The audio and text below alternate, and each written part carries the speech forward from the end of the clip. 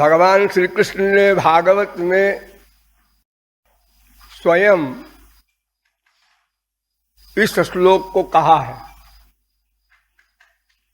आचार्यम माम विजानीयान नावमन्येत कर्हिचित न मर्त्य बुद्ध्या सूयेत सर्वदेव मयो गुरु।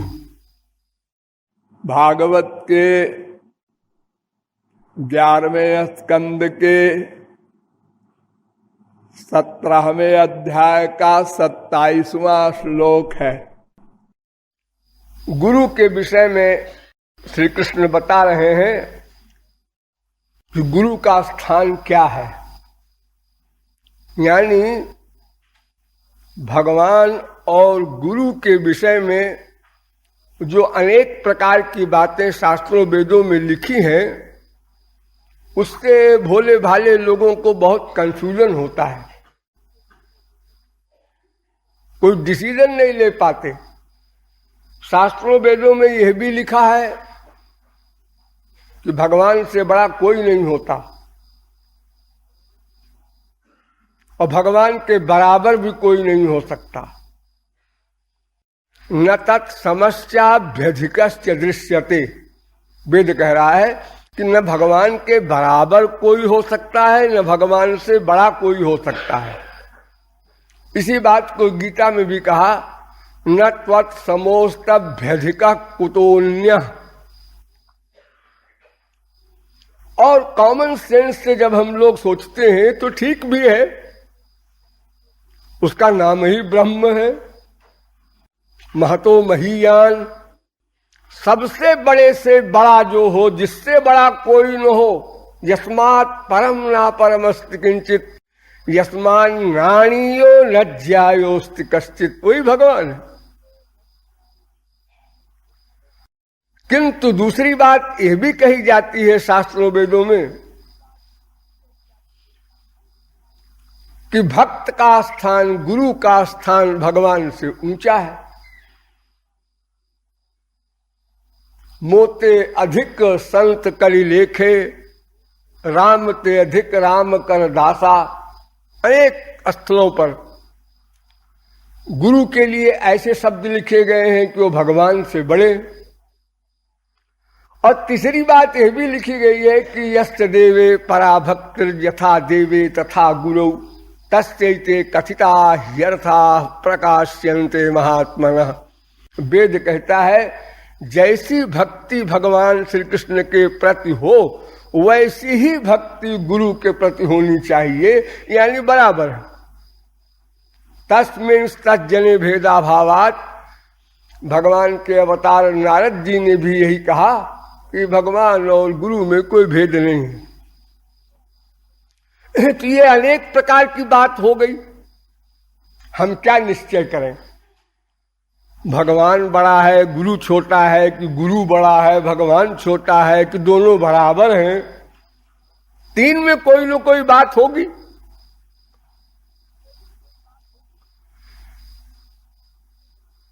सभी ठीक है, वैसे तो भगवान बड़ा है ये तो ठीक ही है, आप समझ ही गए होंगे। और दूसरी प्रकार से समझ लीजिए और कि गुरु नाम की जो चीज है वो क्या है। हम ही लोग तो हैं, हम ही लोगों में से कोई गुरु बन जाता है। कैसे बन जाता है?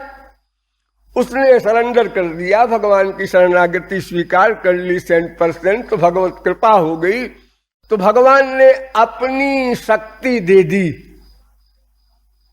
जो 3 शक्तियां भगवान के पास बड़ी बड़ी हैं, सत चित आनंद, वो हमारे पास भी हैं क्योंकि हम उनके अंश हैं, लेकिन थोड़ी थोड़ी लिमिट में है, जैसे समुद्र की एक बूंद। हमारा ज्ञान, हमारा आनंद, हमारा जीवन सब लिमिटेड है, बहुत थोड़ी सी मात्रा का है। जब भगवत कृपा हो गई तो अनंत जीवन, क्योंकि ये शरीर की बीमारी समाप्त हो गई, अब दिव्य देह मिलेगा, सदा के लिए मिल गया। ज्ञान भी अनंत मात्रा का मिल गया, वो सर्वज्ञ हो गया महापुरुष।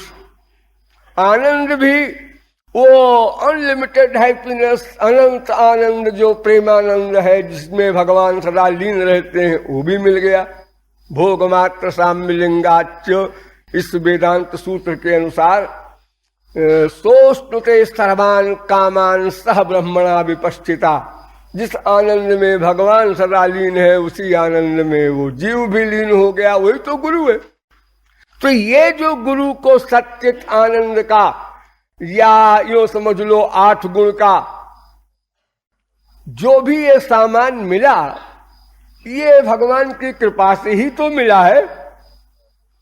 अगर मान लो दे भी दिया है भगवान ने और कल को उनको मौज में आवे छीन ले, तो गुरु जी कहां जाएंगे?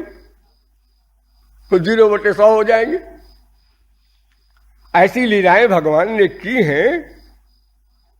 आप लोगों ने तमाम इतिहास में सुना है, पढ़ा है। ये जो बड़े बड़े राक्षसों के आप नाम सुनते हैं, रावण है, कुंभकर्ण है, शिशुपाल है, दंत्रवक्त है, ये सब राक्षस कौन थे? ये सब भगवान के पार्षद लोग थे। गुरुओं में बहुत सारे क्लास होते हैं। वैसे तो गुरु शब्द का इतना ही अर्थ है, जिसने भगवान को प्राप्त कर लिया वो गुरु हो गया, महापुरुष हो गया। लेकिन उनमें बहुत सारी कक्षाएं हैं। प्रेमा भक्ति का गुरु, स्नेह भक्ति का गुरु, मान भक्ति का गुरु, प्रणय भक्ति का गुरु, राग भक्ति का गुरु, अनुराग भक्ति का गुरु, भावावेश भक्ति का गुरु, महाभाव भक्ति का गुरु। अनेक कक्षाएं हैं गुरुओं में। उसी प्रकार जैसे भगवान की भी अनेक कक्षाएं मैंने आप लोगों को बहुत बार बताई है। वो ब्रह्म भी है, परमात्मा भी है, भगवान भी है। वो महाविष्णु का स्वरूप भी उसका है, द्वारिकाधीश का स्वरूप भी उसका है, मथुराधीश का भी उसका है, और वृंदावन का भी उसका है। लेकिन एक से एक अधिक रस वैलक्षण्य से अस्तर हो जाता है। कोई 2-4 भगवान नहीं, लेकिन रस वैलक्षण्य से। जैसे एक गन्ना आप लोग देखते हैं, गन्ना ईख, तो गन्ने से आप लोग क्या मिलता है? मिठास। गन्ने को चूसते हैं लोग या रस निकाल के पीते हैं, कैसा लगा? मीठा। अब उसका गुड़ बन गया और मीठा हो गया। अब उसकी शक्कर बन गई और मीठा हो गया। अब उसकी चीनी बन गई और मीठी हो गई।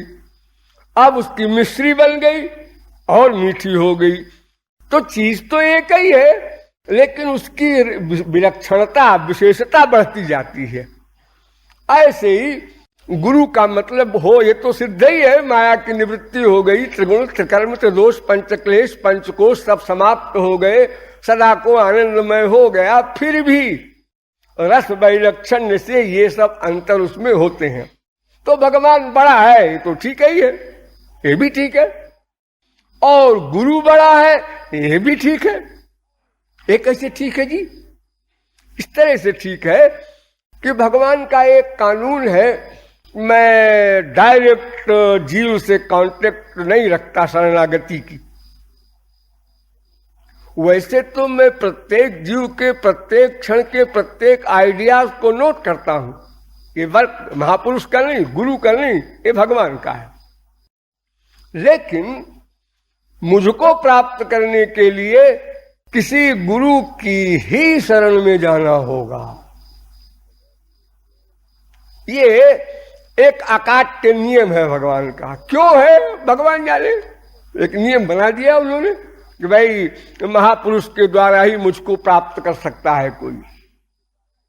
और अगर आप लोग जानने चाहते हैं क्यों बना दिया तो बता भी दे। इसलिए बना दिया कि भगवान कहते हैं भाई देखो, मैं तो तुम लोगों को मिलूंगा नहीं। तुम लोग पहले ये जानना चाहोगे भगवान कौन है, मैं कौन हूं, माया कौन है, ये इंद्रिय मन बुद्धि क्या है, शरीर क्या है, संसार क्या है, संसार में जो सुख मिलता है वो क्या है। ये तमाम बातें जो अज्ञान संबंधी आपके मस्तिष्क में भरी हुई है अनादिकाल से, ये सब समझना ठीक ठीक ये कौन समझाएगा? अगर आप कहें कि साहब भगवान ने वेद में समझा दिया है, हमें गुरु की आवश्यकता नहीं, तो भगवान ने ही वेद में कहा है कि मेरे वेद को कोई पढ़ना मत, वरना सब उल्टा हो जाएगा। वो भी तुमको गुरु के द्वारा ही समझना पड़ेगा। चाहे वेद की किताब लेके गुरुजी समझावे और चाहे वेद को न छुए ऐसे ही समझा दे, उनके पास तो ज्ञान है ही है। उनको वेद की आवश्यकता नहीं है कि वो पढ़े, क्योंकि ज्ञान हो जाने के बाद उस पर अज्ञान का अधिकार कभी नहीं हो सकता। एक बार ज्ञान हुआ सदा को हो गया, एक बार आनंद मिला किसी को तो उस पर दुख का अधिकार कभी नहीं हो सकता, वो सदा को मिल गया। आप लोग बोलते हैं ना कल बड़ा आनंद आया, कल आनंद आया, आज तो बोर हो गए। कल आनंद आया आज बोर हो गए तो आनंद नहीं है, धोखा है। आनंद तो ऐसा होता है जिसके ऊपर अनंत काल तक दुख का अधिकार न हो सके। सोई सुख लवलेश बारिक जिन सपने हु लहेऊ। स्वप्न में भी अगर वो वास्तविक सुख का एक आभास मिल जाए तो दुख की हिम्मत है वो सामने आवे। ये भगवत प्राप्ति का मतलब ये होता है कि जिस क्षण में जीव को भगवत प्राप्ति हुई सदा को हो गई। ऐसा नहीं है कि वो 10 महीने 10 साल 10 युग के लिए हुई है, उसके बाद फिर वो संसार में भवबंधन में आएगा, ऐसा नहीं। तो उसी प्रकार जब माया का अधिकार ही नहीं हो सकता भगवान के ऊपर, तो फिर भगवत प्राप्त महापुरुष पर कैसे होगा। इसलिए भगवान संबंधी आनंद पर दुख का अधिकार नहीं होगा, इसलिए भगवान संबंधी ज्ञान पर अज्ञान का अधिकार नहीं होगा। यानी ये सब विषय नित्य हैं, सनातन हैं, शाश्वत हैं, एक बार मिल जाए सदा को मिल जाता है। तो ज्ञान तो सदा हो गया महापुरुष को। अब तो ये सवाल है नहीं कि वेद पढ़े, शास्त्र पढ़े, पुराण पढ़े। हाँ, एक्टिंग में ऐसा भी किया है महापुरुषों ने, स्वयं भगवान ने किया है। गुरु गृह पढ़न गए रघुराई, अवल्प काल विद्या सब पाई। श्री कृष्ण भी पढ़ने गए थे, राम भी पढ़ने गए थे। ये पढ़ने गए थे, क्या पढ़ने गए थे? काखा गाघा ये सब पढ़ने गए थे बाकायदा। हाँ, स्लेट पट्टी लेकर। कैसे लग रहे होंगे? जिनकी कृपा से समस्त ज्ञान सर्वेंट बनकर हाथ जोड़े खड़े रहते हो, काका काका पढ़ने जा रहे हैं। ऐसे महापुरुषों ने भी तमाम ने किया है एक्टिंग। भगवान ने गुरु बनाया, ये भी एक्टिंग देखो। संतों ने भी, सिद्ध संतों ने जो गोलोक से आते हैं अवतार लेके, उन्होंने भी गुरु बनाया। किसी ने नहीं बनाया, उनके ऊपर कोई शासन नहीं है, खपती लोग हैं, जो मन में आए किया। ऐसे लोगों को सुखदेव परमहंस ने कहा, यत् पाद पंकज पराग निसेव तृप्ता, योग प्रभाव विधुताखिल कर्म बंधा, स्वैरम चरंति मुनयोपि न नह्यमाना। स्वैरम चरंति यानी स्वेच्छाचारी होते हैं महापुरुष लोग, क्योंकि शास्त्र वेद के कानून कायदे तो तब तक लागू होंगे किसी पर जब तक भगवत प्राप्ति न कर ले। भगवत प्राप्ति करने के बाद ब्रह्मवित् श्रुति मूर्धनि, फिर वो महापुरुष वेद के मस्तक पर पैर रखकर चलता है, उसका गुलाम नहीं, स्वतंत्र है। वो किसी कानून कायदे के बंधन में नहीं है। मौज में आई, कानून कायदे का पालन किया, कर्म धर्म का पालन किया। अरे राज्य किया है ध्रुव, प्रहलाद, अम्बरीश, तमाम संतों ने। और मौज में आए, आप कुछ नहीं। मौज में आई, जीव कल्याण के लिए प्रचार कर रहा है संसार वालों के साथ, उनकी गालियां खा रहा है, अपमान सह रहा है। और मौज में आई, भाड़ में जाओ तुम लोग, मरो। हम जा रहे हैं अपना अकेले भजन करेंगे, अपना श्यामा श्याम से प्यार करेंगे, तुम लोगों को अकल में कभी नहीं आएगा हम क्यों खोपड़ा भंजन करें। कुछ ऐसे होते अलग अलग ढंग के महापुरुष हिस्ट्री में हमारे हुए हैं। ऐसी ऐसी विचित्र विचित्र बातें उन महापुरुषों की है जहां सरस्वती बृहस्पति की बुद्धि भी खिन्न हो जाती है। तो हमको जो पहला काम करना है वो क्या है? अपने अज्ञान को समझना है और ज्ञान को प्राप्त करना है। ये पहला काम। हम लोग अपने को शरीर मानकर शरीर संबंधी सुख के लिए ज्ञान अर्जित करते हैं, शरीर संबंधी सुख के लिए प्रयत्न करते हैं और शरीर इंद्रिय संबंधी विषयों के सुख को पाके विभोर होते हैं और फिर दुखी होते हैं, फिर विभोर होते हैं। इतना बड़ा आश्चर्य! उसी माँ से, उसी बाप से, उसी बीबी से, उसी पति से, उसी बेटे से 1000 बार सुख मिला, 1000 बार घृणा हुई। ये दोनों का क्यों होता है? पता नहीं होता है, क्यों होता है ये पता नहीं। उसी बेटे को चिपटाने को व्याकुल है माँ जो स्कूल से आया था, 1 बार 2 बार 3 बार, जाओ बेटा खेलो, जाओ खाना खा लो, मम्मी हम प्यार करेंगे। प्यार करेंगे, हो गया प्यार। उसी बीबी के लिए दीवाना, उसी बीबी से 10 मिनट बाद अबाउट टर्न। ये जो जोकरी का हमारा ये नाटक है, प्यार है, क्या है समझने की चेष्टा कभी नहीं। पागल शरीर के उसी को बार बार पाखाने को उसी को मुंह में डालते हैं, फिर उल्टी करते हैं, फिर उसी को खा लेते हैं, फिर उल्टी करते हैं। अनंत जन्म बीत गए और फिर कहते हैं हम बड़े काबिल हैं, हमको कोई मूर्ख मत कहना। हाँ, हमको बेवकूफ कहा। तुम्हारी हिम्मत कैसे पड़ी ऐसी? अरे तुम्हारे समान बेवकूफ तो जानवर भी नहीं है। पशु पक्षी भी साल में 1 बार विषय भोग करते हैं। तुम कितने विषयों का सेवन कर चुके? एक एक इंद्रिय के अनंत विषय, और फिर भी अभी बीमारी बढ़ती जा रही और फिर भी होश नहीं आया। तो ये जितना सारा अज्ञान है, इस अज्ञान को कौन समझाएगा? भगवान तो समझाने आएगा नहीं, वो तो सर्वव्यापक है, निराकार रूप में है सर्वत्र। और अगर साकार रूप में आ भी जाए रामकृष्ण बन करके तो आप पहचानेंगे नहीं, उसको भी गाली देंगे। ये श्री कृष्ण लड़कियों के पीछे घूमता है, बड़ा लफंगा। ये राम सीता के लिए देखो कैसे पागल होके घूम रहे हैं। ऐसा भी क्यों होना चाहिए? मनुष्य में कुछ पावर होनी चाहिए, विल पावर। ये विल पावर निकली है, एक पाश्चात्य देशों ने निकाला है विल पावर। ये विल पावर क्या होती है? विल पावर की कोई वैल्यू है? ये तो मानसिक शक्ति है। मन तो परिवर्तनशील है 3 गुण के अंदर, इसकी पावर क्या होगी? अभी इतनी बड़ी पावर, अभी अप डाउन हो गया, 0/100 हो गया।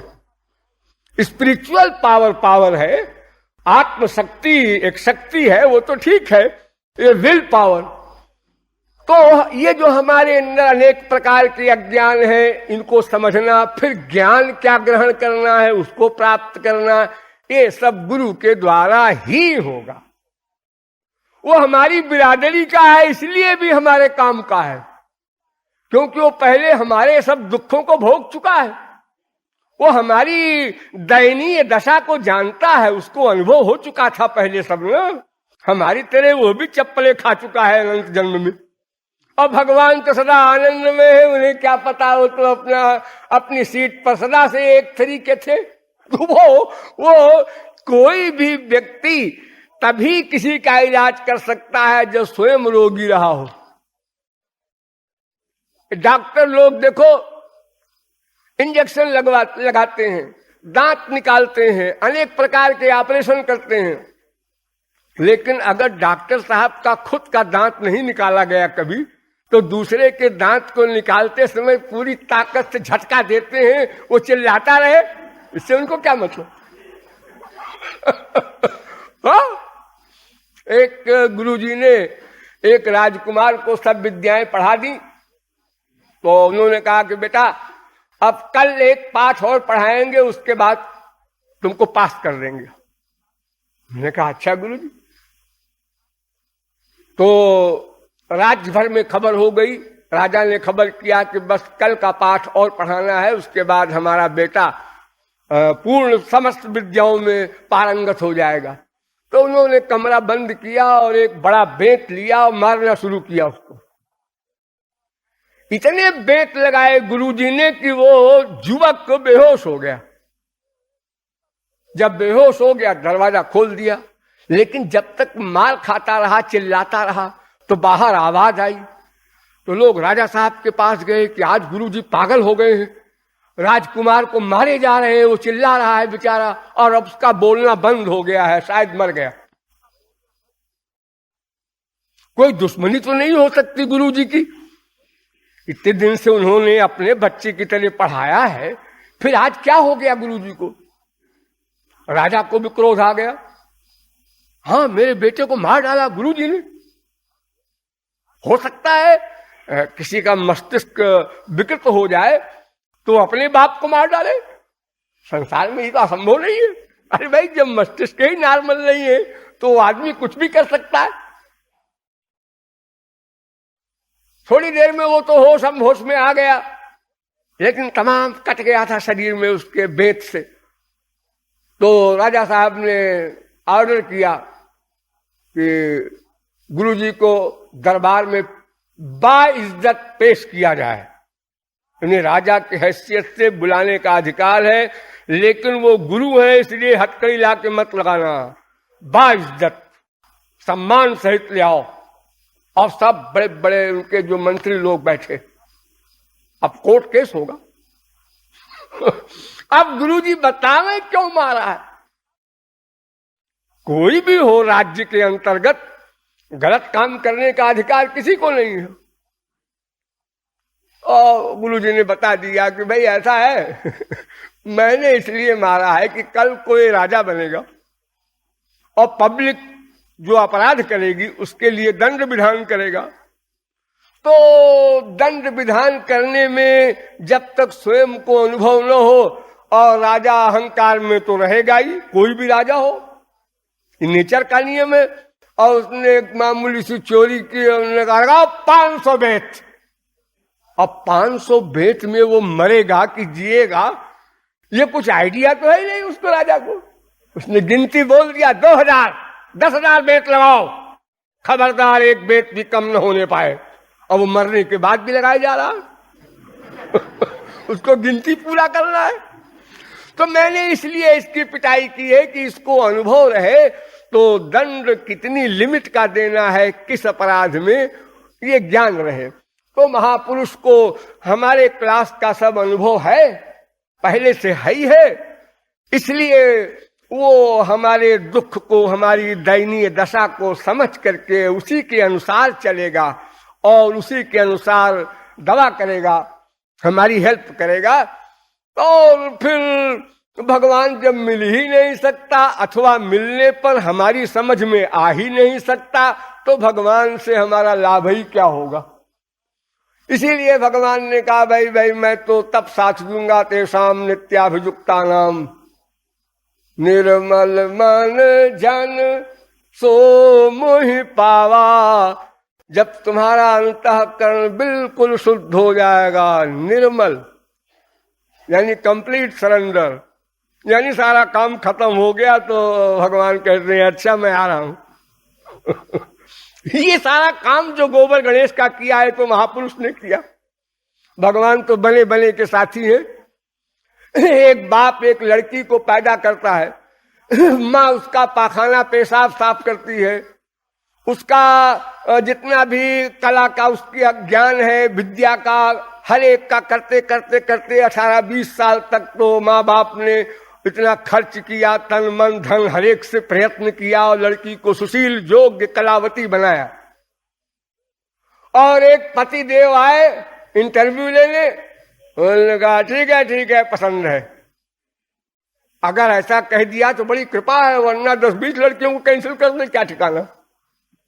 तो भगवान तो उस पति के समान है कि साथ जब सारा काम गुरु ने कर दिया, शुद्धि भी कर दी, सब चीज तैयार कर दी, हाँ, उस कमरे में और तो कोई नहीं है। कौन से कमरे में? वो जहां मुझे आना है, ड्राइंग रूम में। अंतःकरण ड्राइंग रूम है।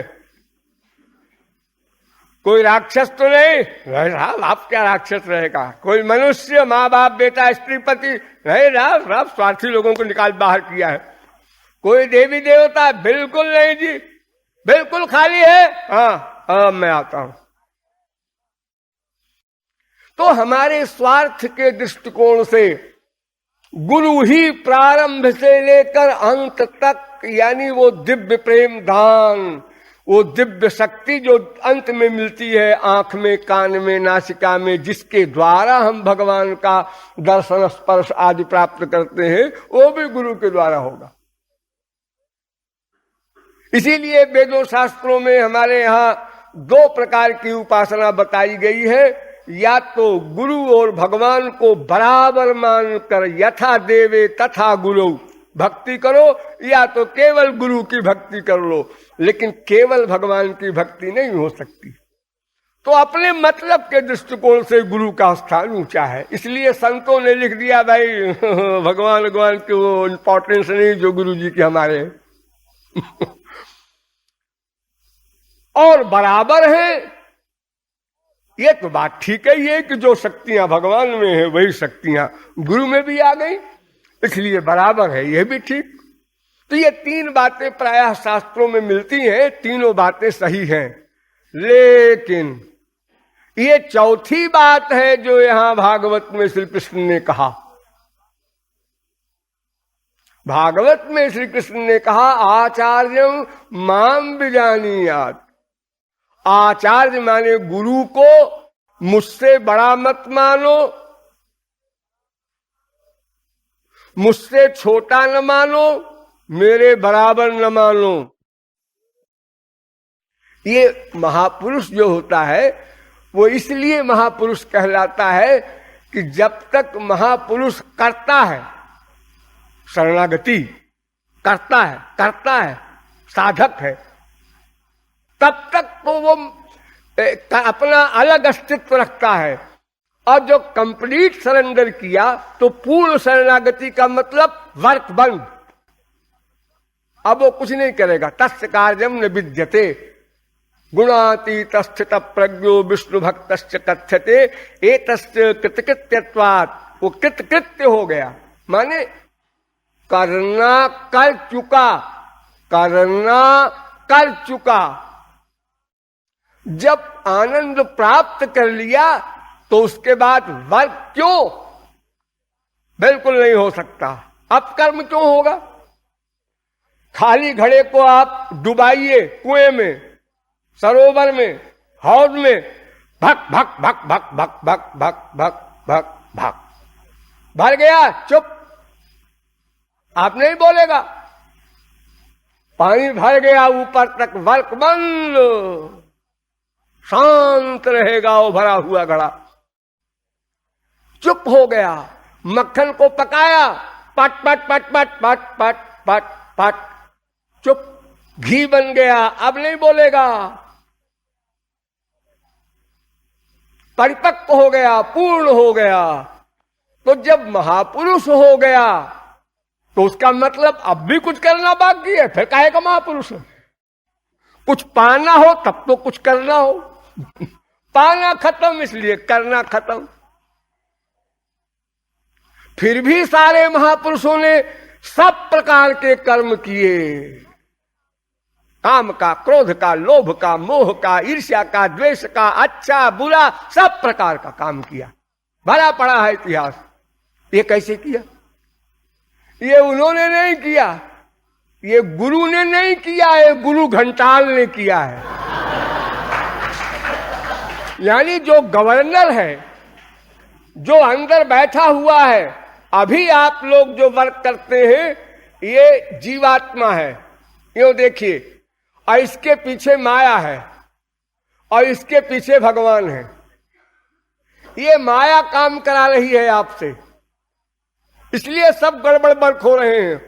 और ये जीवात्मा इस परमात्मा की ओर पीठ किए है। जब ये जीवात्मा अबाउट टर्न हो करके शरणागत हो गई, सन्मुख हो गई परमात्मा आगे, तो माया भाग गई। ये अंधकार तभी तक रहेगा जब तक प्रकाश सामने ना आवे। प्रकाश आया, अंधकार का कहीं नामो निशान नहीं, उसकी राख भी नहीं मिलेगी। अब माया समाप्त हो गई तो ये भगवान गवर्नर हो गया। अब जीव चुप, आराम सदा के लिए। ये बेड रेस्ट जो डॉक्टर लोग बताते हैं उससे भी बहुत आगे है। हाँ, कोई वर्क ही नहीं, सदा के लिए आनंदमय हो गया। अब उससे जो कर्म होगा वो नहीं कर रहा है, वो क्यों करे, दिमाग खराब है। उसका कर्म तो भगवान करता है। अब माया नहीं रही और जीव परिपूर्ण हो गया, अब भगवान गवर्नर है। इसलिए हम लोग जितने भी संतों के ग्रंथ हैं उनको मानते हैं। तुलसीदास की रामायण बिल्कुल सही है। क्यों? वो तुलसीदास की लिखी हुई नहीं है, वो राम की लिखी हुई है। तुलसीदास की लिखी हुई होती तो एक एक अक्षर को काट के रख देते। हो, वो भगवान की वाणी है। वो महापुरुष का कार्य भगवान का कार्य होता है। तो भगवान कहते हैं आचार्यम माम विजानीयात, आचार्य को मुझसे पृथक न मानो। मैं ही उसके प्राकृत शरीर में आचार्य रूप में बैठ जाता हूं।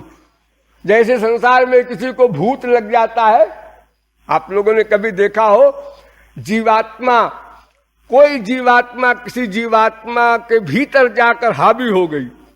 वो अंगूठा छाप था व्यक्ति।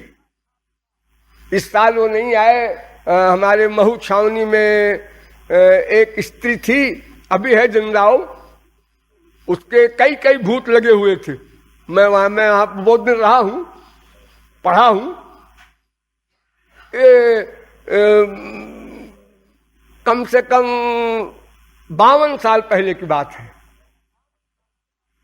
तो वो बेपढ़ी लिखी मारवाड़ी स्त्री संस्कृत में बात करे जब वो भूत आ जाए, और जब वो चला जाए तो फिर काई कुई अपना वही मारवाड़ी शुरू हो गई। हाँ? तो जैसे किसी को भूत लग जाता है तो जब तक वो भूत रहता है उसी का वर्क होता है, जिसको लगता है वो कुछ नहीं करता। ऐसे ही जब नंदपूत लग जाता है महापुरुषों को तो नंदपूत ही वर्क करता है, फिर वो जीवात्मा कुछ भी नहीं करती, उसकी कोई जिम्मेदारी नहीं, कोई मतलब नहीं। भोले भाले लोग समझते हैं अर्जुन ने मर्डर किया, हनुमान जी ने लंका जला दिया। तुम्हें कैसे मालूम? अरे आंखों देखा जी, अरे ये आंखें सब धोखे की है, इसके चक्कर में न रहना। तुम इन आंखों से जो देखते हो या इस बुद्धि से जो डिसीजन लेते हो वो सब माइक है, धोखा है। तो भगवान का अभिप्राय नहीं है, कुछ लंबा में बोल गया, सॉरी। वो गुरु और भगवान एक ही है, ये आशय है इसका।